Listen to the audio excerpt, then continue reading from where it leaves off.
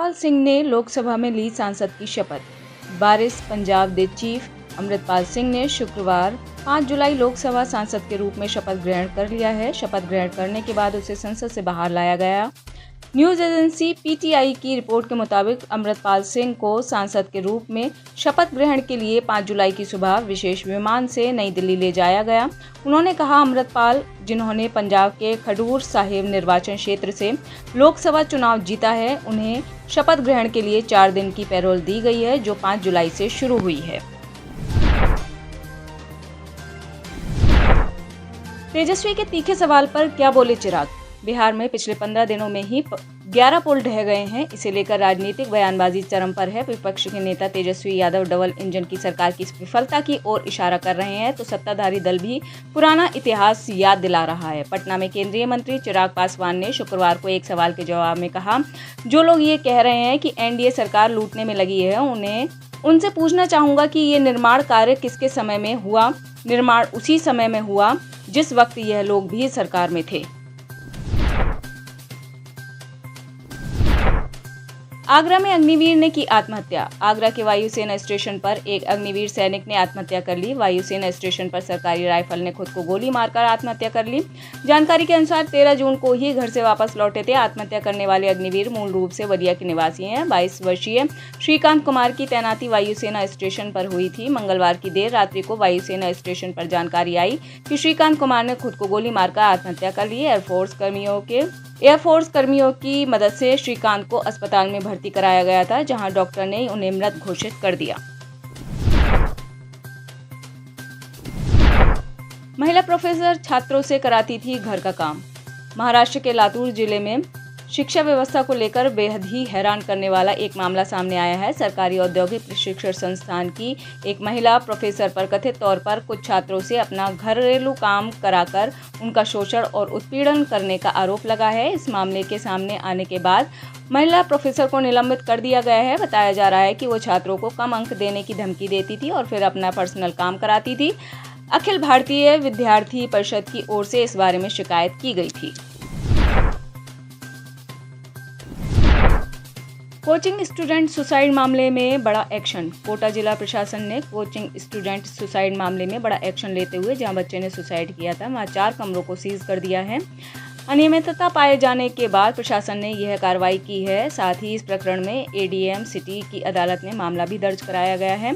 शहर के महावीर नगर तृतीय क्षेत्र में किराए पर रह रहे कोचिंग छात्र द्वारा गुरुवार को आत्महत्या करने के प्रकरण में जिला प्रशासन के निर्देश पर किए गए निरीक्षण के दौरान पंखे पर एंटी हैंगिंग डिवाइस लगी हुई नहीं पाए जाने तथा अन्य अनियमितताओं को देखते हुए मकान के 4 कमरों को सीज कर दिया गया है। कूनो में बच्चों संग दिखी चीतागामिनी। मध्य प्रदेश के कूनो नेशनल पार्क में चीतागामिनी अपने 5 बच्चों के साथ बारिश का आनंद लेती हुई नजर आई। यहाँ उसके बच्चे बारिश के बीच खेल रहे थे, तो वहीं माँ गामिनी उनकी निगरानी कर रही थी। गामिनी के बच्चे चहलकदमी करते और दौड़ते भागते हुए भी दिखे। केंद्रीय पर्यावरण मंत्री भूपेंद्र यादव ने कूनो नेशनल पार्क का 2 मिनट 15 सेकंड का वीडियो सोशल मीडिया पर शेयर किया है। शिवसेना के नेता पर निहंगों ने किया हमला। पंजाब के लुधियाना में शिवसेना के एक नेता पर कथित तौर पर यहां 4 लोगों ने तलवारों से हमला कर दिया। पुलिस ने यह जानकारी दी। पुलिस ने बताया कि नेता की हालत गंभीर बताई जा रही है। पुलिस ने बताया कि संदीप थापर पर कथित तौर पर उस समय हमला किया गया जब वह ट्रस्ट के संस्थापक अध्यक्ष रविंदर अरोड़ा की 4थी पुण्यतिथि के अवसर पर आयोजित समारोह में शामिल होने के बाद सिविल अस्पताल के पास स्थित संवेदना ट्रस्ट के कार्यालय से बाहर आ रहे थे। पुलिस ने बताया कि कार्यालय के बाहर इंतजार कर रहे 4 निहंगों ने कथित तौर पर थापर पर तलवारों से हमला कर दिया, जिससे उनके सिर पर चोट आई है। डीग पुलिस का फिर चला बुलडोजर। राजस्थान के डीग जिले के मेवात क्षेत्र में ऑपरेशन एंटीवायरस के तहत साइबर क्राइम कर वन विभाग की भूमि पर अवैध निर्माण कर बनाए गए मकान पर बुलडोजर चलाकर ध्वस्त कर दिए गए। आपको बता दें, भरतपुर रेंज के पुलिस महानिरीक्षक राहुल प्रकाश द्वारा रेंज में ऑपरेशन एंटीवायरस चला रखा है। मार्च से शुरू किए ऑपरेशन एंटीवायरस के तहत पिछले 3 महीने में पुलिस ने करीब 500 जालसाजों को गिरफ्तार किया है। कामा, जुरहरा, पहाड़ी, सीकरी, गोपालगढ़, कैथवाड़ा ऐसे थाने हैं जहां जालसाज सक्रिय हो गए हैं।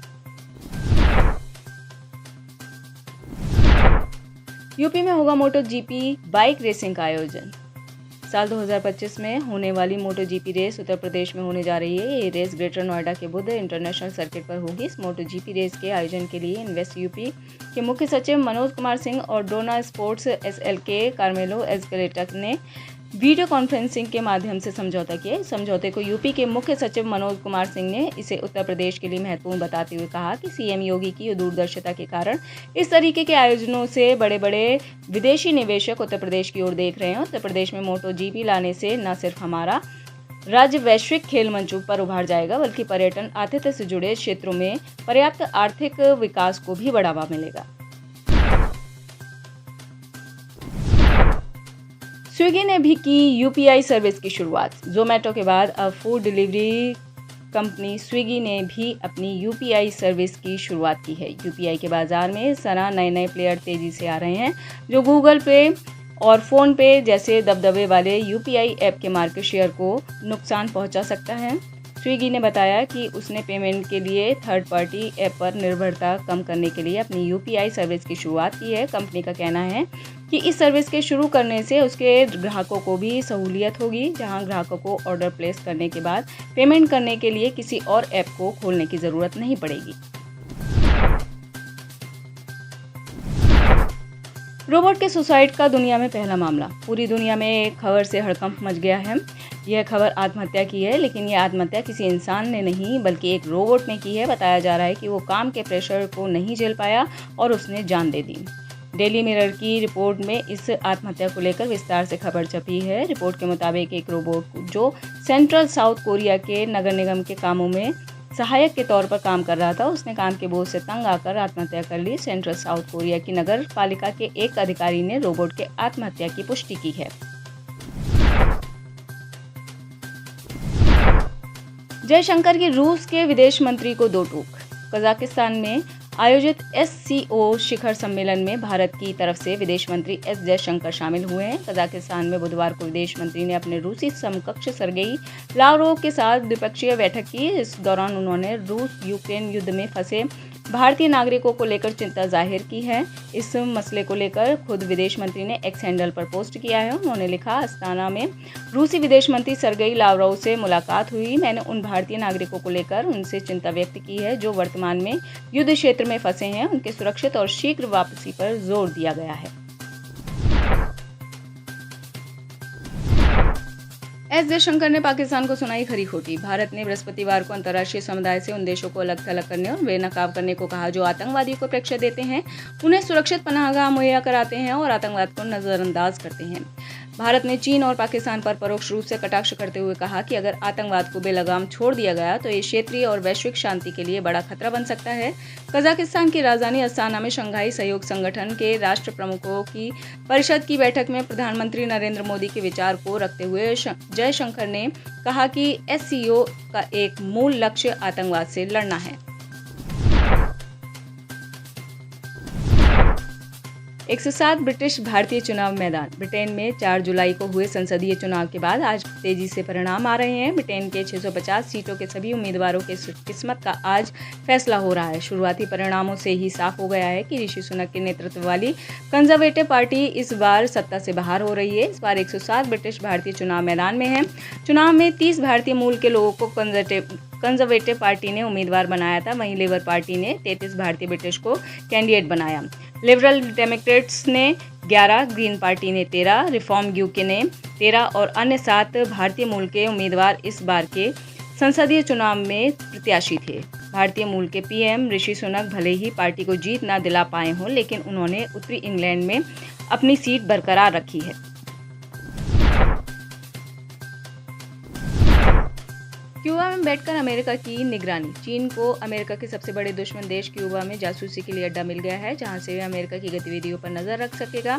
क्यूबा में रूसी परमाणु पनडुब्बियों की मेजबानी के बाद इस बात का पता चला है कि चीन अमेरिका की जासूसी करने में सक्षम क्यूबा में एक नया रडार साइट बना रहा है। चीनी रडार सिस्टम अमेरिका के ग्वांतानामो बे नौसैनिक अड्डे के पास है। इसे अमेरिकी नौसेना ऑपरेट करती है। इस नए रडार साइट के शुरू होने के बाद चीन अमेरिकी युद्धपोतों, एयरक्राफ्ट कैरियर और परमाणु पनडुब्बियों पर निगाह रखने में सक्षम हो जाएगा। आप इस खबर के बारे में क्या सोचते हैं, हमें कमेंट सेक्शन में बताएं। साथ ही ब्रह्मास्त्र न्यूज को सब्सक्राइब और शेयर भी जरूर करें।